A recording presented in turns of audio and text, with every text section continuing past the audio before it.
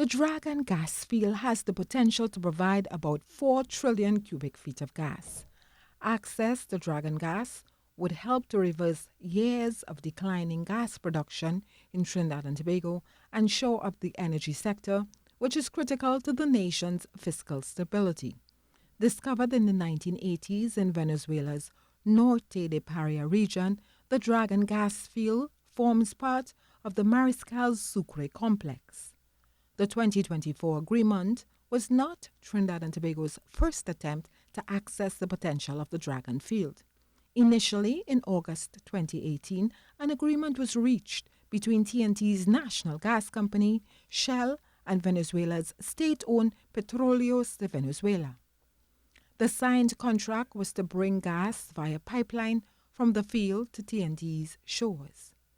Political instability in Venezuela in 2019 led to plans for construction of the pipeline to be shelved. In April 2019, a failed military uprising in Venezuela, led by the then opposition leader, resulted in nationwide protests. The turmoil was part of a larger presidential crisis, where Juan Guaido and Nicolás Maduro both claimed the legitimate presidency of the South American country. U.S. sanctions against Venezuela are also not new. Since 2005, the U.S. imposed sanctions on Venezuela, progressively expanding from targeted measures on individuals and entities to broader sectoral and financial sanctions.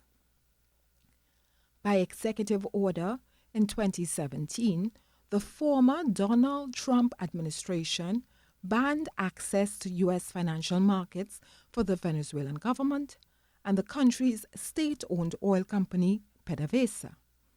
In 2019, the administration froze all Venezuelan government assets in the U.S. and prohibited transactions with Venezuela unless authorized by the U.S. Treasury Department's Office of Foreign Assets Control. In early 2023, OFAC granted a sanction waiver, allowing for TNT to have limited dealings with Venezuela. In late 2023, the Dragon project was reinstated, with PDVSA granting NGC a 30-year lease to develop Dragon, with Shell operating the project.